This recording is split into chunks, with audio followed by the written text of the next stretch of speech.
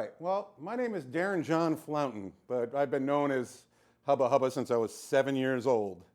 I moved to a new neighborhood when I was 7, and I didn't really know all the neighborhood kids. And I saw some pretty ladies walk by, and I said, "Ooh, Hubba Hubba," and they were like, "What? What did that kid say?" And they didn't remember my name, so every time they saw me, they were like, "Ooh, Hubba Hubba," Kind of stuck because I'm a jolly, chubby bastard. So I'm much more of a Hubba Hubba than a Darren John. But everybody in school called me Hubba. My parents called me Hubba. Actually, my dad called me Hubba Bear. That's a whole different thing. But yeah, it became my professional name. So yeah, I'm much more of a Hubba. Growing up, well, I grew up in the Hudson Valley, which is about 80 miles north of Manhattan in New York, Poughkeepsie actually.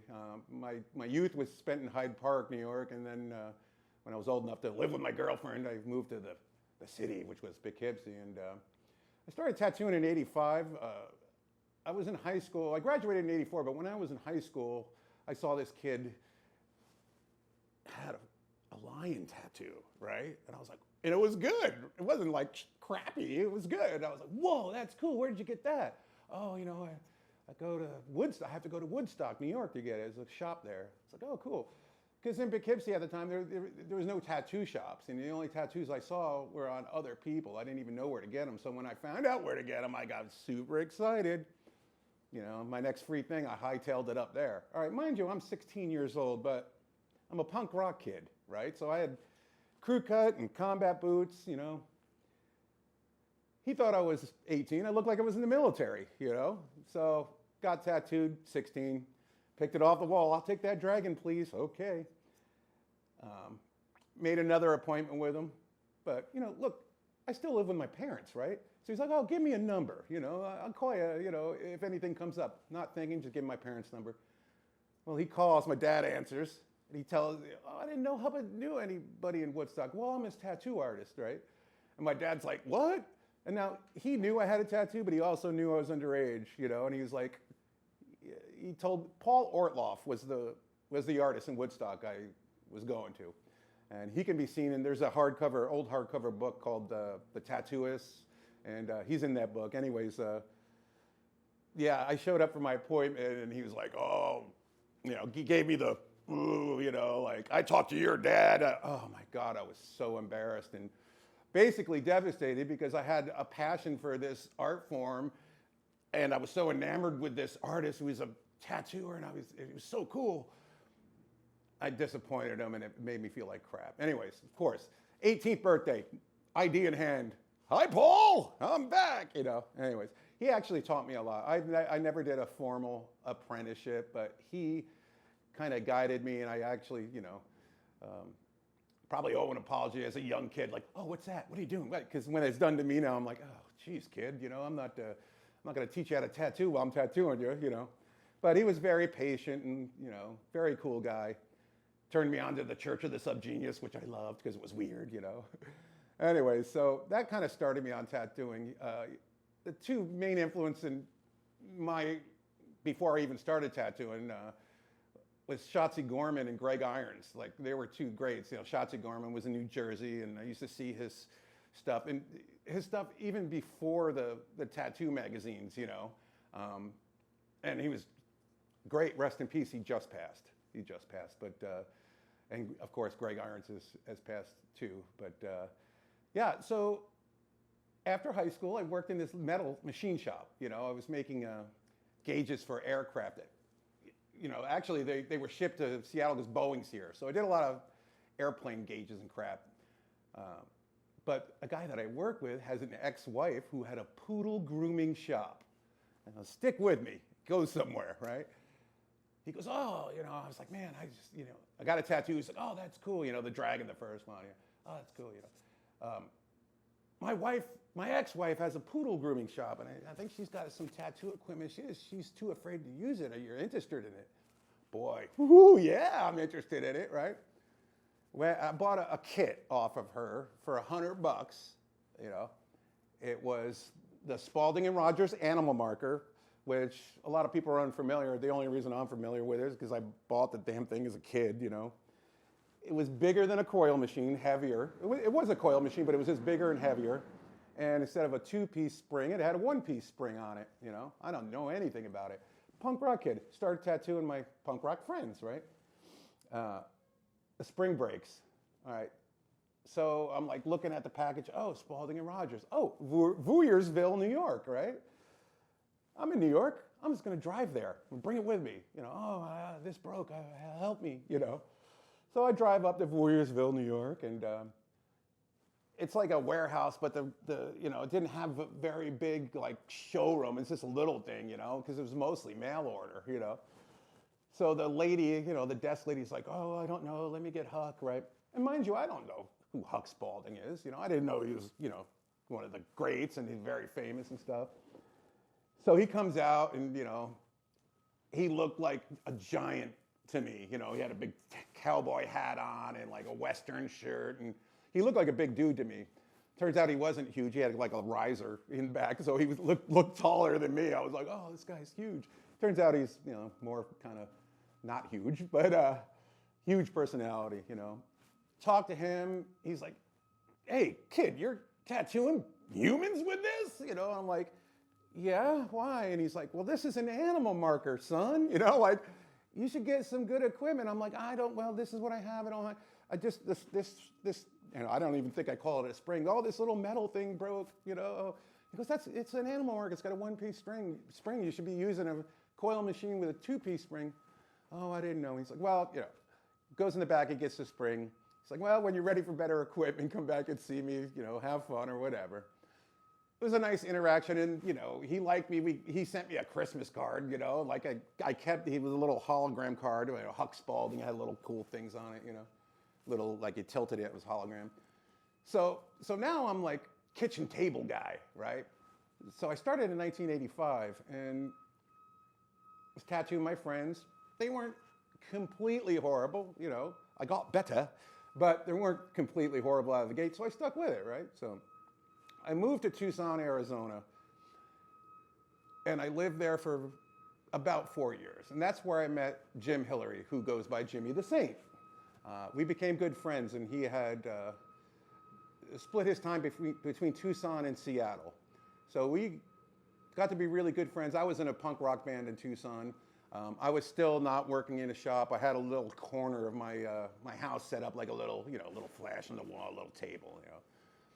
But Jimmy was apprenticing for Dennis Dwyer in Tucson, and that was a, you know, Ancient Art was a shop. It was a legitimate shop. So, and he was my friend, so I didn't want to step on his toes. So I only did selective things out of my house for good friends. I didn't want to take any, you know, food out of Jimmy's mouth, and I respected and loved him, you know. And I think that really, you'll have to ask Jimmy if you know him, but I think that was why I was invited to come to the Emporium, which is pretty cool. You know, it was like, he was up here and he called and he said, look, you know, and this is 1990, right?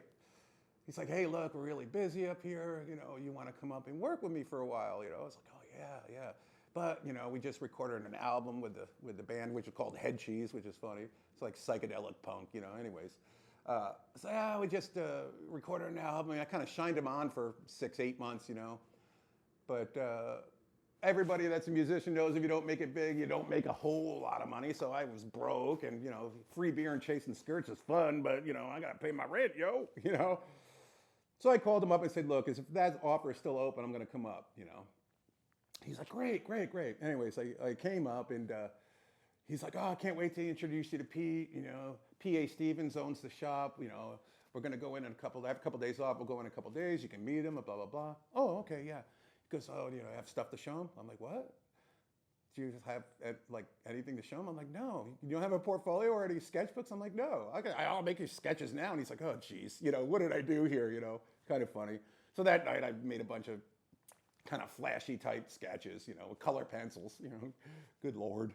But so I go in and meet the man, and when we go in, and to me, he's larger than life. He's, you know, this big owner of a well-known tattoo shop, and I was like, holy crap, you know. Showed him my crappy things, and he was very polite. Oh, yeah, okay. Didn't really say much. I mean, he sucked, right? You know, I'm going to hire this guy, but pretty much solely on Jimmy's say-so, or what, like, you know, recommendation, I think I got hired, you know. So I'm very blessed, and I owe a great gratitude to both Jim Hillary and P.A. Stevens, who I adore, both of them to this day. Yeah, and when I got up here in 90, it was busy at the shop. I mean, it was the grunge era, right? So we were tattooing lots of grunge musicians and people that were flocking here for the whole grunge thing, you know.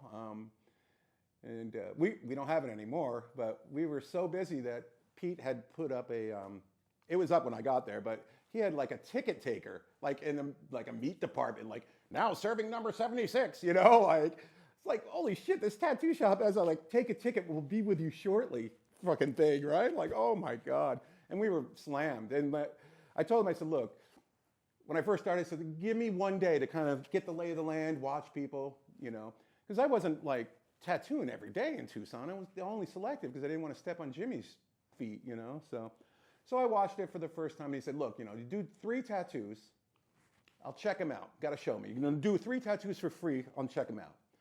So I did 3 tattoos for free, you know. You say free tattoo to anybody and they're, oh, okay, you know. So I tattooed some, you know, I call them scratch pads, but, you know, some skater punk kids, you know, free tattoos, awesome. Anyways, the third one I showed him was a skull and he's like, all right, cool. Now, back in 1990, our hourly was $80 an hour. So he's like, oh, you make $80 an hour. And to me, you know, explosions are going off in my head going, fuck, I can make art and make $80 an hour? I was beyond the moon, you know, I couldn't believe it. So happy. And yeah, I have been there I've been there 35 years now, you know. It's a long time to be in one shop. And from what I hear, it's kind of unique. And from what I see too, there's a lot of shops that have great turnovers. And I feel very good inside. Like, people know where to find me. Like, I've had clients like, oh, I got tattooed by this guy Hubba 25 years ago. Oh, he's still here. He is. You know, it's good to be found. You know, it's good to have people know where you are. So, and look, if it's not broken, don't fix it. To me, my opinion, coolest shop in the world, you know. Pete and also Jim run on the premise, like, you know, you don't hire somebody, you adopt them because you're family, you know what I mean? And I've had lots of family members quit, get fired and stuff, but our core, Jimmy and I, and, you know, some of the people that we work with for a while, we're family. And the crew now, we're all family, you know. I consider them family. I love them and I'll do anything for them. Now, Pete sold the shop to Jimmy, so Jimmy was my tattoo shop manager for many years. Jim and Romy own the shop. I don't know if it's 7, 8 years, something like that. Anyways, so Pete still owns the Everett Tattoo Emporium in Everett, but now Jimmy owns Seattle Tattoo Emporium, and like I said, I owe them both great gratitude, and I love them both. You know. What else? Bag of stories. Tell me more about like you personally. Me personally. Your personal life and like how you think your eccentricness has led to. Yeah. Oh well. Style or whatever else. I'm not just a tattooer. I'm a friggin' goofball. I often tell people, like, I'm so glad I chose fun for a career. You know, I mean, I kind of tromps through life being a happy fat boy or a happy less fat boy, whatever category I fit in at the moment. And you know, to me, if you're not having fun, it's not worth it. You know. So I love tattooing, but since then I was in a band in Tucson, didn't really have time to do rehearsals and band stuff here. So what I did was I started DJing. You know. And that took off, you know, took off, you know, became a second career basically. And at my height, you know, I had 3 nights a week in the clubs, you know. I had 2 very popular shows at the Showbox Market. Pomade was huge. It even got mentioned on the BBC radio on how Pomade and DJ Hubba Hubba are bringing back the rockabilly revival to the Pacific Northwest and blah, blah, blah. That's cool, right? I mean, I'm having fun. I mean, you know, like, oh, I'm making money as an artist. When I DJ, I still get paid, but I also get free beer and can chase skirts. I mean, I'm living the life, right? You know, I'm not trying to be braggadocious, but I chase fun. Give me fun, you know? And yeah, so I'm working at the Emporium, DJing, And my coworker at the time, he actually works for another shop now, but I love him very much. Tony Fentress was like, hey, get married, going to Hawaii, you got to go. And I'm like, I can't afford to go to Hawaii right now. He's like, I really wish you would. And all right, well. So he had a talk with his fiance, and he comes back to me. He's like, look, if you get ordained online, we'll pay for your Hawaii trip. You just marry us. Chasing fun, right? All right, sounds good, buddy. I think I became ordained online for $20 or something, and I chipped in for the little bungalow, but they paid the rest of the trip for me. It was very, very sweet, and that started my Reverend Hubba career. So I started marrying people, right? And like, hey, this is fun. You get free drinks at a reception. They also have cake. Like, yay. And look, weirdos, freaks. Cheers to the queers, bikers, tattooed people, all the countercultural and fringe folks that I hold dear in my heart. They need love too. They need to be married, and they don't want a stuffy church guy to marry them. They want somebody fun. That's me. Yeah. So I started doing that, and that became great. And then, I married my buddy Eric Martz and to his wife at the time, and it got written up in Offbeat Bride magazine. Like, put a picture of me marrying him, and just had a top hat on and a bow tie. And they're like, "Hey, look, everybody, you can get married by the Wizard of Oz." Like, hey, fun, let's chase it. So I don't know. I keep all this little, things in the paper and crap for my kid. Put it in a box, maybe. I mean, he rolls his eyes at me, but I think he's like, "Oh yeah, my dad's pretty cool. It's all right." But I'm the irreverent reverend, and I wear my heart on my sleeve. I, say what I want. I swear like a sailor. I'm trying to do a cleaned up version of my fat boy self for the interview, but yeah, F-bombs here and there. I'm a tattooer, a nut, goofball. So yeah, I feel very blessed actually, and that I'm able to do all the stuff that I enjoy. Yeah, I'm just filled with gratitude. I really think that, being humble and doing your best, even if you fail, I never claimed to be the greatest tattooer in the world. I'm certainly not, but, I'm pretty good, I think, and people like me, I treat everyone with respect and love, and, offer free touch-ups and great customer service, and I'm a hugger, but I usually need a mint, and I warn them, But yeah, no, so I feel very blessed to be living this life, this crazy nutball life that I love so much. Yeah, I got kind of a little bit of a collection bug when I was young. I collected records, punk rock records, heavy metal records. I love that. Just I've been working since I was like 8 years old, man. Paper route. Got to have money. I got to get this. You need money to get the stuff that you like, right? So. And at that time, it was music, I was just collecting records and loving it. And then, my dad, rest his soul, he's an old greaser from the 50s, always with the hot rods, custom cars, big on customs.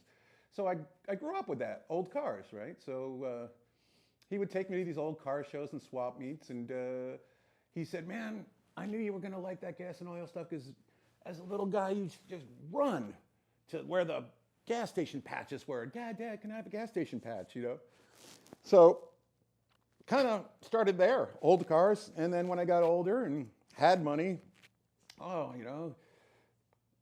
an old car, fixed it up. Oh, I need an old gas pump. Oh, that looks cool, got a gas pump. And then for some reason, it just bit me hard, and I just started collecting gas pumps. And I think at one point I had like 18 gas pumps, and like full-size gas pumps from the 1930s up, right? Like, very cool, but heavy as F, like, no. So then I was like, these are heavy. Then I got into oil cans. I'm still into oil cans.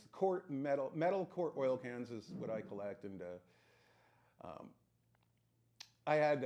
there was this guy, his name is Tim. He owned, I don't think it's there anymore, but he owned this bar in Greenwood, and it was a hockey bar. And he had hired me to do his outside sign, paint his outside sign. It was called the Angry Beaver, and it was a hockey bar as a Canadian, right? So I did his sign, and he's like, oh, can you paint my stand-up bass? He's also a musician with a big stand-up bass. And I said, yeah, sure. Drop it off. He dropped it off. I live in a warehouse in Chinatown. I've been living there 16, yeah, it's about 16 years. And it's like a museum, right? So when he came in, he's like, oh my, holy crap, geez, this is amazing. Oh, neat. Oh.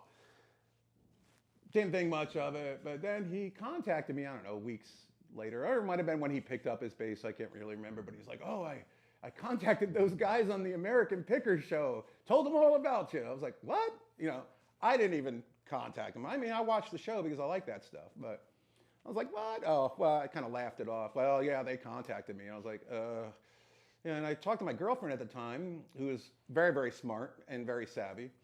And I was hemming and hawing, I don't know if I want to do it, She's like, why wouldn't you? And I'm like, I don't know. I finally fessed up and like, look, I don't know.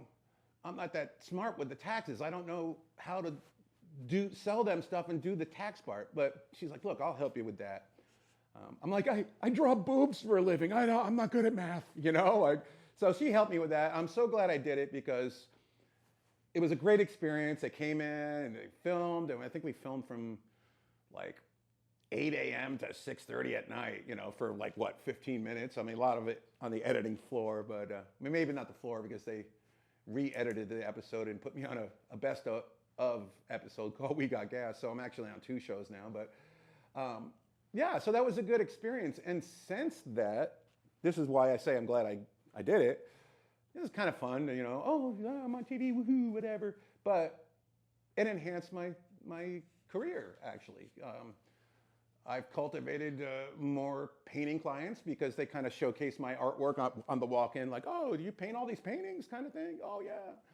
People have seen that and had commissioned me to do paintings. I have a very good client in Texas that commissions me to do these large paintings, and I love making art, and I love making art, but I get the best joy of watching somebody react to it. Because if you have like an emotional reaction to a piece that someone's made, you're doing something right, whether it's bad or good. I remember a story that Robert Williams told that this guy went to a gallery and saw one of his paintings and like cut it with a switchblade. He was, oh, this is terrible, And he, you could be super angry and everything, but when he conveyed the story, he was like, hey, look, it was an emotional reaction. I did something right, kind of thing. And I always held on to that. I was like, that's right. That's cool. I like that, So, and I just like to see the smile on her face, or even like oh God, why would you paint that? Like, you're painting a picture of vaginas and penises, and why would you paint a picture of a bloody tampon? What is wrong with you? But boy, it evokes something in you. Look what it did to you. You're all puffed up, I'm a big believer in, chasing your dreams. Like, if you want to do something, try it. And if you really want to do something, keep trying it until you can do it. You know what I mean? And when I started at the Emporium, I wasn't tattooing every day or full time or anything. So I was like, oh, all right. Just like I said, give me a day, check everything out, jump in. And I did, And, look, I'm better now, but, some of the older tattoos might not have been the super best, but I was, trying my best. And that's what you have to do. You want to be a DJ? Go try it. Go do it. I've always said if you're not having fun with it, it's not worth it, Have I worked other jobs? Hell yeah. I told you about the machine shop. I've only gotten fired from one job, and that was Subway sandwiches. And I took it because I wanted to buy records, I'm too old to be a paper boy. Oh, but what am I going to do? I'm still a high school kid, All right, Subway sandwiches, right? It was owned or franchised out to the mother of a high school kid, a good friend of mine I went to high school with, But yeah, I got fired from that for giving away free sandwiches and to my punk rock buddies. And I worked, it was 24 hours, so I worked the night shift. Punk rock kid, like fucking Mohawk, and they go, oh, we're putting this guy on the night shift, Yeah, but I would, bring beer to the night shift because it was, drink beer, give away sandwiches. Not a good look for a professional Subway shop, right? Okay. So she had to fire me. Bless her heart. I mean, I loved her. Her son's gay and she's a lesbian. I loved them both very dearly, and I felt bad, but I was like, oh, I'm so sorry. But, and I think you have to go through things like that. Like I didn't enjoy being fired, but I don't work at Subway today.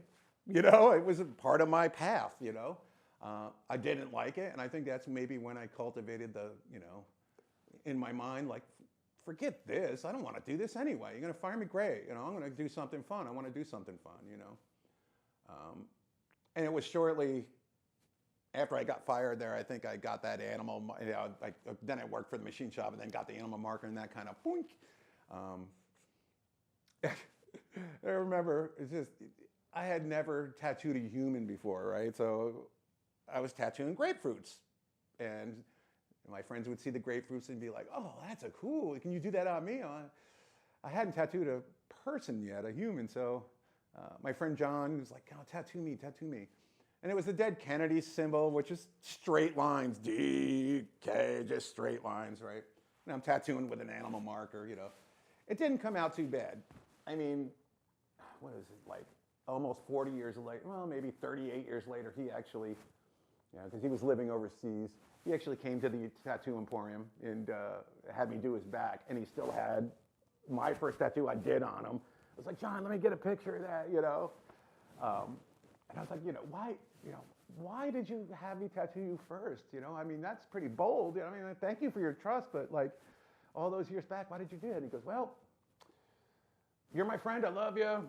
And I'm a black guy. You can hardly see it anyways after you fuck up, whatever. And I was like, Jesus, John, I love you, but thank you, Still love the guy to death. I love his whole family, his wife and his kids and stuff. But yeah, you're going to go through hardships. Don't let it deter you. Just keep plugging away at what you want to do, and eventually, I believe eventually you'll settle in. You might have to go through years of bullshit. I feel very blessed because I never did. I mean, I had jobs I didn't like, but pretty early on, I mean, I think I turned 21 in Tucson. So what was I, 23 maybe when I started working at the Seattle Tattoo Emporium in 90, something like that? I'm 58 now, so whatever the math is, like I said before, I'm not good at math, but yeah, so I feel very blessed to be able to, and they gave me a shot, a kitchen table guy, for 5 years, but I, stuck with it. I'm still there, So yeah, chase your dreams. Don't let anybody, grind you down type thing. I still have a very punk rock attitude, even though I'm older and mellow and I don't listen to hardcore in the morning when I'm having eggs because, something softer might do my constitution a little even keeled. But I still have that mentality, the do-it-yourself, go after it. Don't let the man tell you what to do and be your own person. And I feel very blessed that, I chose fun for a career. Feel very blessed. When I first got up here, it was May of 90, and went to the shop. Now, back those days, the Emporium was on Pike Street, and the cross street was Bourne. Now, we're on the Bourne side now. I could tell that story later, but we were on the Pike side of the street in that building. And that building, dare I say, it was a shithole. I mean, we kept the shop clean. It was an old school shop. It looked like an old school shop, and it felt like an old school shop, which I loved. The neighborhood was crap. I mean, hookers, junkies, I had to clean up vomit in the, out in front of the shop. There was,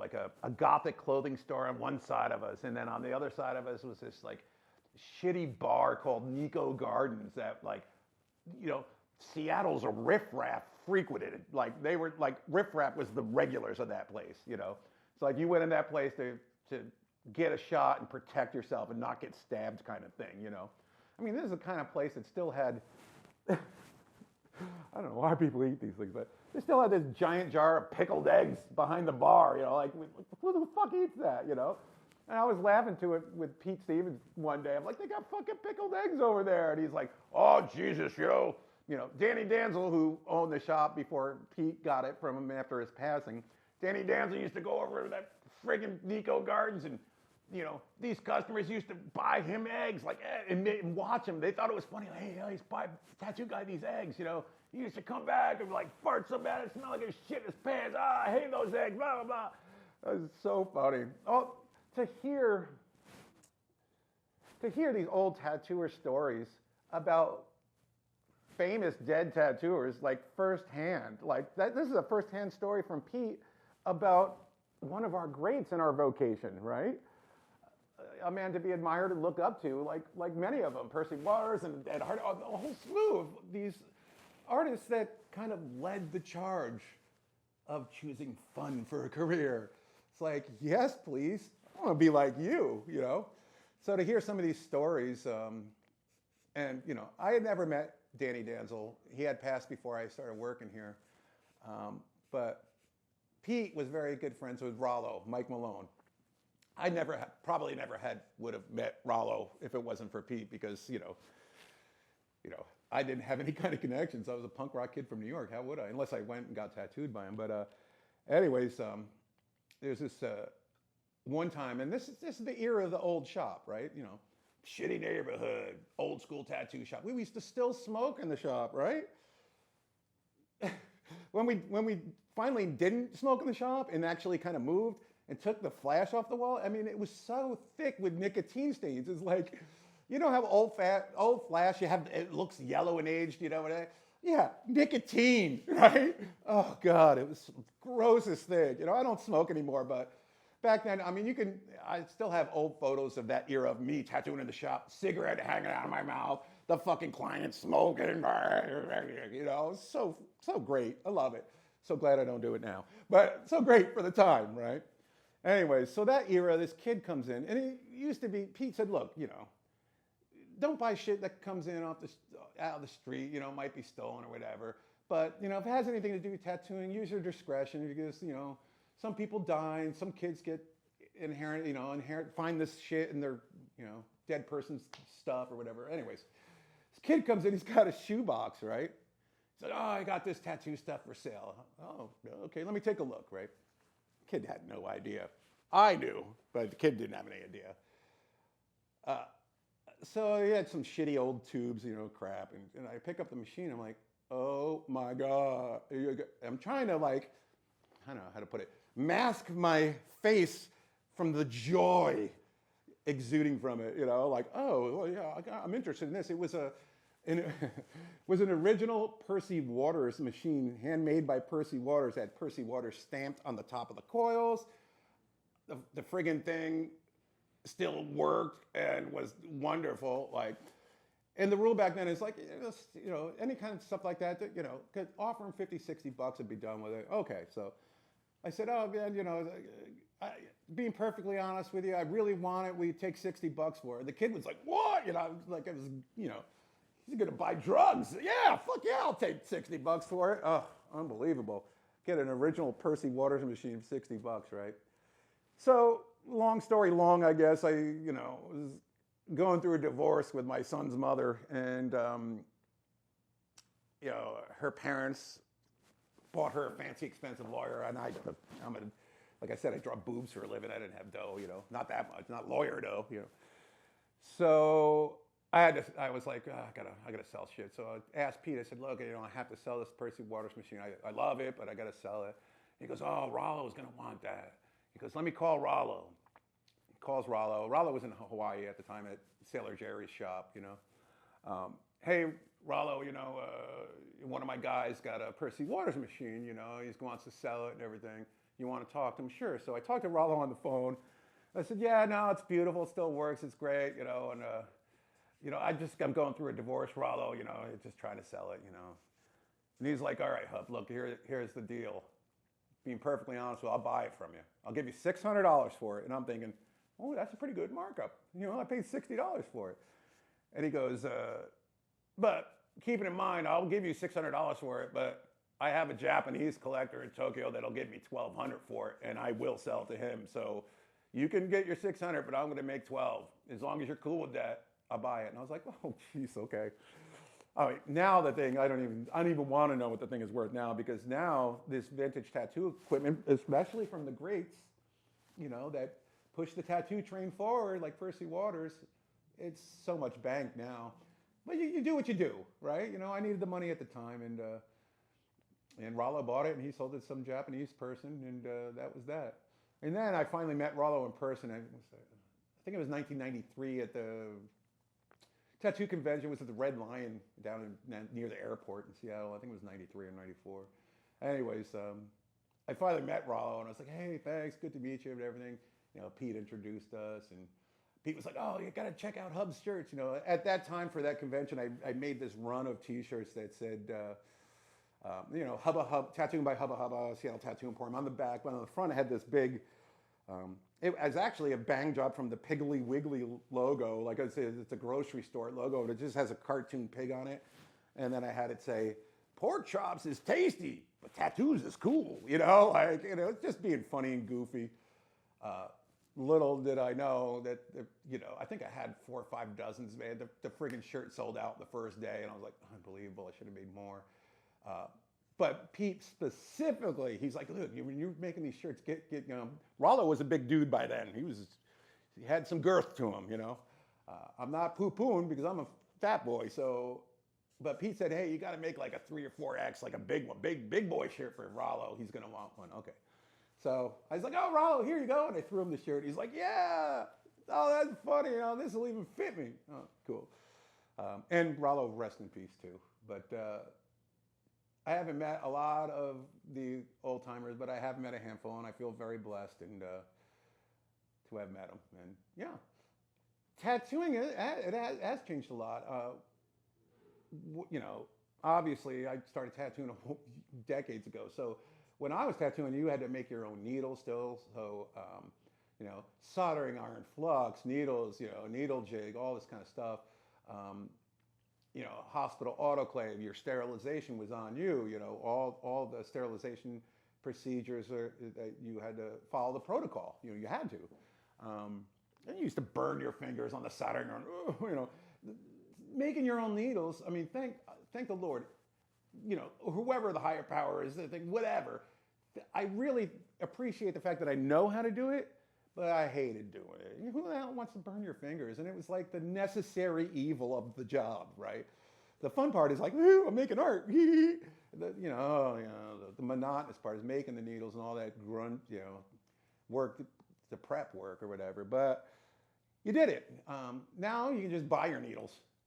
Same thing with, I mean, I still use metal tubes because I use metal tubes and coils. Like a lot of people tattoo with like, you know, battery operated vibrators that look, you know, in different types of machines. I think Jimmy the Saint was running Numas for a while. They were the air machines that run off air compressors. So yeah, you can get different stuff now, but I'm still loyal to the coil. Sorry, everybody, you know, I'm not afraid of learning new things, but I'm like, I have a lot of coil machines. I have 2 cases of coil machines. I don't feel the need to go spend a bunch of money on something that I don't need, right? But yeah, now you can just, I mean, Amazon sells tattoo crap. I mean, you know, you didn't get that back then. I mean, we didn't even have internet. I couldn't look how to tattoo up on YouTube. I just had to start doing it. Yeah. So yeah, I don't make my own needles anymore. Actually, ironically, I think a couple of years ago, I was like, I set it up in the warehouse where I live, you know, a little soldering iron. I was like, I haven't done it in so many years. I want to see if I can still do it, you know. And I made a bunch, and I was like, oh, cool, you know. I sterilized them and I put them in a box. I'll just keep those for backup. I just want to see if I can do it again, you know. Still haven't used them because why? I'm like, you know, you just buy ones pre-made. It's so easy. Anyways, and I still autoclave my tubes because they're metal. I prefer the weight. Like a lot of tattooers switch to plastic tubes and lighter machines because of the weight. You know, oh, it's, you know, easier on my wrist and hand and everything. You know, and I totally get that, but for some reason, for me, the weight of the coil and the tube, it's more comfortable in my hand, you know? I don't know. It works for me. I had started using plastic tubes for shaders. And I can do that, and I love that because you can throw them away. But I just still feel more comfortable using the liner because I feel more in control than a plastic liner. Everybody's different, and I think, you know, in the world of tattooing, there's a range of styles and you know, machines and equipment, and you know, pretty much the only kind of standard is you know, keep your shit clean, new and sterile is the way. You know, come on. And here in Washington, you have to take your bloodborne pathogens test, and you have to be licensed. And back in the day, you didn't have to, but they, laws change and whatnot. But I just keep complying with the law, but still use the old school equipment because that's what I know, And I remember Pete telling me a story, like when he was tattooing, the first time he went to tattoo in Europe, right? He got to Germany. He tattooed in Germany. It was all like kind of dark imagery, and then he went to Belgium. He tattooed out of Belgium, and it was more softer and lots of lady heads and flowers and lady heads there. It was a little bit different, a little darker in Germany, a little softer in Belgium with pretty stuff. And some of it in Belgium was a little bit more elaborate. He's like, oh shit, I got a tattoo like this. That's kind of the way I feel, because, the style of my tattooing is very, people are like, oh, don't use folk art. It is, I still to this day hold on to the belief that tattoos should have a little suck in them to look hand done. Shit that's absolutely perfect, it bores me. It should, evoke an emotion. I mean, if it's imperfect, that doesn't bother me. Shit in Japan, the old Japanese masters used to do whole body suits or back pieces, but leave one leaf unfilled in because it couldn't be perfect. It had to be imperfect because we're all imperfect, right? And I believe that. I like stuff that I see some of this photorealistic stuff online. Yeah, sure, they might be using like, filters or enhancements over the photography because who knows, Photoshop and all this stuff. But it's so photorealistic. I can't tattoo like that, and I don't want to tattoo like that, I'm very happy doing my own stuff. Like I said, I think there's room for everybody. There's room for, photorealistic things, and then there's room for old school, bold, traditional tattoos that look like a traditional tattoo, There's room for, Latino fine line kind of cholo stuff, So the only thing that, I try to do everything, right? I can't do the photorealistic stuff like that, but, I don't do many portraits anymore, but I have done like Elvis, Marilyn, and, once in a while a child. I hate to do family members, but yeah, I'm not going to do any kind of giant photorealistic sleeve or anything, Oh, you want a dragon? Cool. Or even weird stuff, I love doing UFO stuff and Sasquatch, any kind of cryptids or science fiction crap I love. But yeah, no, tattooing over the years has evolved. And, now they have tattoos, of like, what do you call them? QR codes, and you do that, and then a song comes on. I mean, what? Interactive tattooing now? I remember the first time I saw a 3D tattoo. Bruce Lee, who tattooed me in Tucson, Arizona. He was a biker that, went around and tattooed, and he would come and he would tattoo in Tucson, and I'd get tattooed. But he did his first 3D tattoo I ever seen. Not like 3D, with shading and everything. It was like red line, blue line, where the glasses pop out at you, I was like, I'd never seen that before. I was like, that's cool.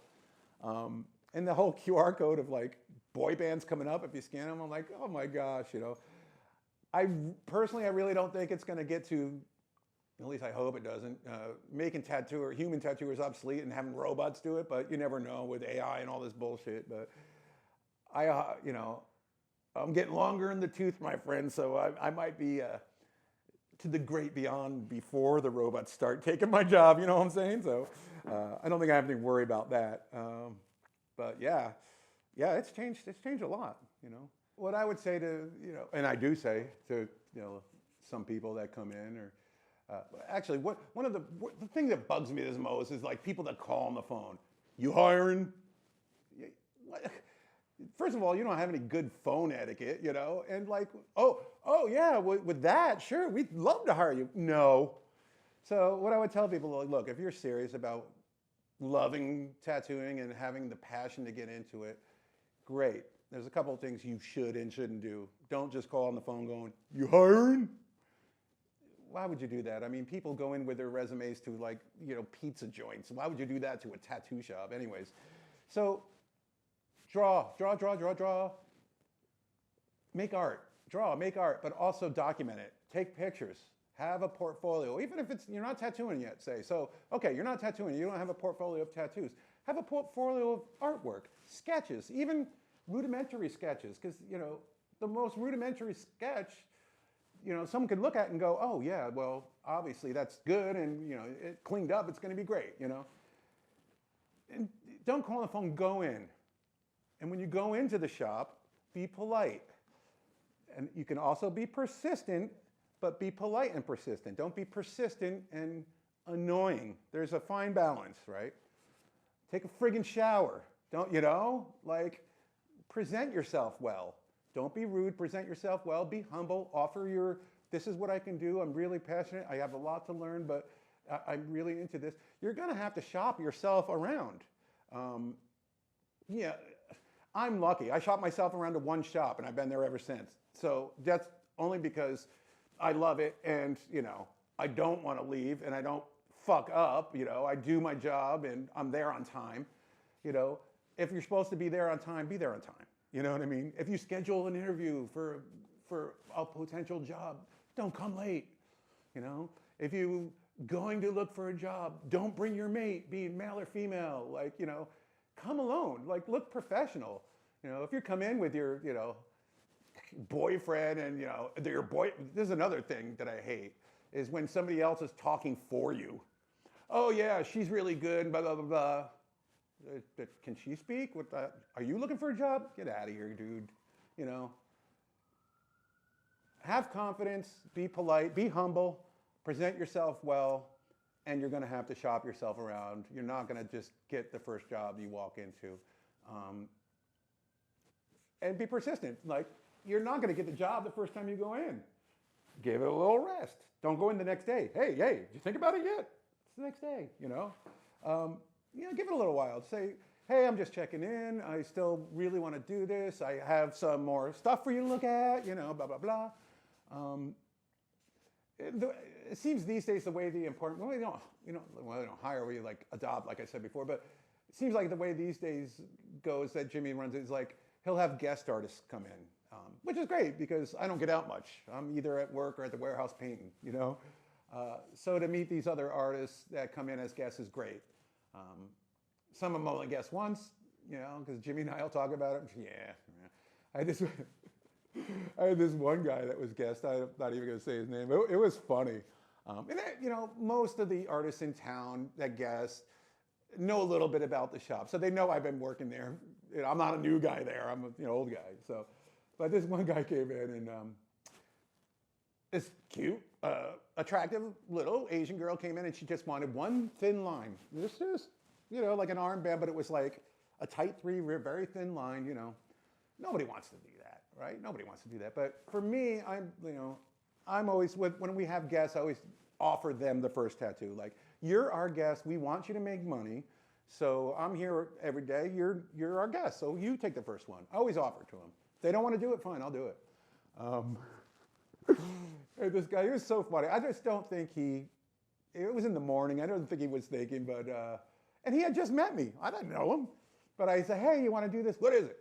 I said, she just wants a simple, just a line of just all the way around her arm, just a thin line. What? Oh, you're an asshole. I don't want to do that. That's not my jam. I'm like, oh, I'm an asshole. All right, yeah, I'll do it. I'll make the money. Yeah, I'll take the money. And I did it. It literally took it took longer to set up the station than to do the damn tattoo. Because there you go. Oh, it's beautiful. Thank you so much. And he was just like, oh. And I think he had the look on his face I just whipped it out. I'm like, dude, nobody wants to do that. Yeah, you have to take you have to be careful. Yeah, but that's the job, right? But I don't hold any ill will to him. I just think it was funny. Oh, yeah, I'm an asshole. Sorry, I'll make the money. But. I would love to hear more about tattooing, the reality that you're not going to tattoo all the things that you want to do, especially at a walk-in shop, and that experience. Yeah, I like doing different stuff because it makes the day go faster. I would love, if I do a bold traditional thing and then do a fine line thing, I'm all about it. But there are, these days, and we were talking about how tattooing has changed, there are boutique shops now, not just regular street shops, boutique shops that maybe specialize in just one thing, which is great. Like I said, I think there's room in tattooing for everybody. I personally pride myself on being able to do other stuff, you know, like I've known and worked with people that only do one style, you know, and it's fine. If you have your own specialty shop, great. Congratulations, I think it's great. You're chasing your dream. But, you know, I've always worked in the street shop. The Emporium's always been a street shop, and you should be able to take on multiple styles and be efficient at it. That being said, we're also like, hey, if you're uncomfortable doing something, there's absolutely no reason you couldn't pass it to your coworker. And we're not like, you know, we don't poo-poo that. Like, you're not comfortable with it? Hey, Ken, oh yeah, you're good. All right, cool. We want you to have the best tattoo experience you can get. And if one of my coworkers can accomplish that better than me, I don't feel bad about handing it over. But now, yeah, there are a lot of like, you know, oh, we only do traditional. Oh, we only do fine line. Oh, we only do photorealistic. Great. As an artist, all my paintings don't look the same. So I really enjoy doing different styles of tattooing. But yeah, that is another change, you know. Do you think these specialty shops are a good thing for tattooing, or it's just something new? Like something new, like it might be a phase or Maybe. Yeah. Maybe in the sense of it's not just these walk-in street shops that forces artists to learn diversity. Right. I think, well, I don't mind them. A lot of times a little bit, I'll laugh in my head like, ooh, look at that boutique shop. You know, like a little jib or whatever, you know. I don't mean it maliciously, but perhaps I have that old school tattooer mentality, you know. But look, you know, they're following their fun, right? You want to have a boutique and only do, you know, plant tattoos, great. I don't care. I'm not offended by it. There's a whole set of people that have lots of money, also known as rich people, that like, oh, like I know some tattooers that do stuff the size of a quarter, and like, all right, that's $1,200, you know. And there's people that pay that because they're like, they want to like, oh, that's cool. Where'd you get that? Oh, that one's $1,200. They almost like bragging about how much they paid for it. So there are artists that do that, and you know, great. They're making bank. That's fine. They can do that. I'm not doing that. It's like even when I paint outside the shop, it's like I like to make paintings that are, you know, price point effective for diversity of people. You know what I mean? You know, if you have $100, I have a hand painted thing. That's cool. I don't have $4,000. You know, so I think there's room for everybody. I might make fun of it a little bit here and there, but I don't do it to be mean or just like, okay, you know. But and you look, I speak. I'm probably not the most politically correct person because I'm in my 50s, and you know, I grew up in a different era. You know, I often tell people, don't judge me hard.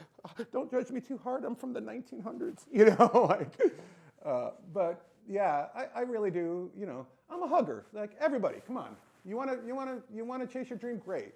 But you know, I just don't like fighting between shops and stuff. We don't do that. You know, it's like we have our opinions and we have our friends and we have, you know, we don't badmouth other people, but you know, a lot of people will come in. Oh, I got this at another shop. Can you fix it? Cover it up? What have you? And we don't badmouth them, but oh yeah, absolutely, we can do that for you. And to me, I'm like, oh, I hope they keep fucking up. This is, you know, lining my pockets. They're fixing it, right? You know, hey, cool. Yeah, that's fine with me. But yeah, I really do. I do think there's room for everybody. You know, I just like doing different stuff and being in a street shop. I think it's sacred because I'm in love with it. You know, look, we're not saving the world, right? We were drawing pictures on people.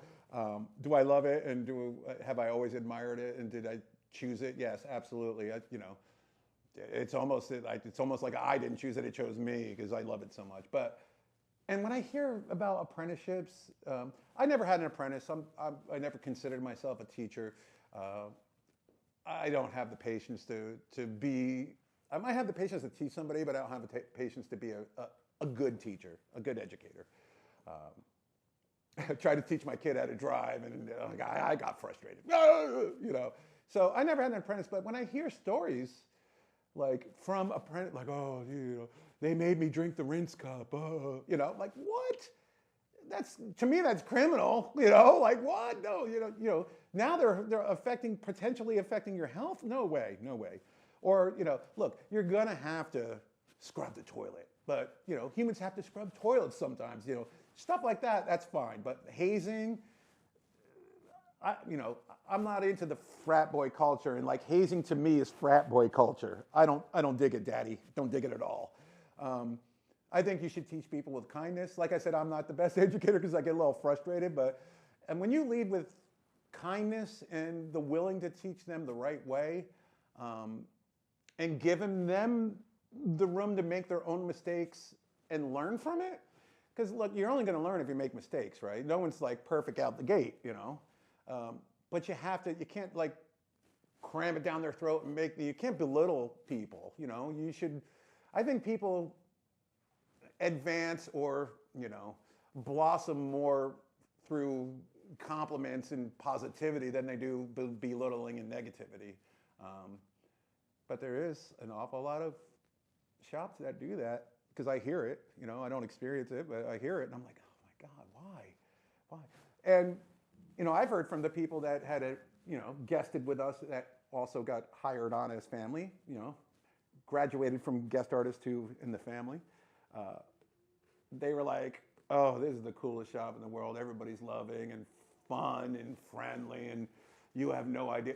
I don't have any idea. I've been in the same shop, But yeah, I went to this other shop, and I have gone to some shops and walked in to say hi or look at their stuff, and you can absolutely tell a vibe. If like two artists are fighting, you can feel the vibe, or if the owner is yelling at somebody or whatever, you walk in our shop and we're like, hey, it's a different atmosphere.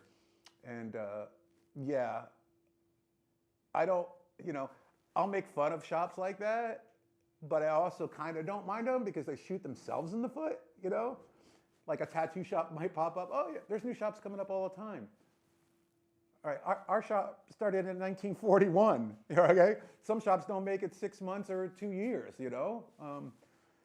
and sometimes I even think to myself, holy crap, I've been here, that 35 years is a long time to work in one place. So, yeah, I don't mind the crappy shops. Let them do that. It's only going to give us more business, as long as they're not, causing health risks to the public, but yeah, follow your dream. And if you suck, send them to me, The value of tattooing, it's affected me because I really feel blessed that I latched onto it early, because some people don't, right? Some people want to learn how to tattoo in their 30s or 40s. I've actually met some apprentices that they were in their 40s. I was like, wow, it's amazing, It's a shame that you didn't start out younger. I feel very blessed because I knew I wanted to do it. But it has given me the opportunity to make other kinds of art, right?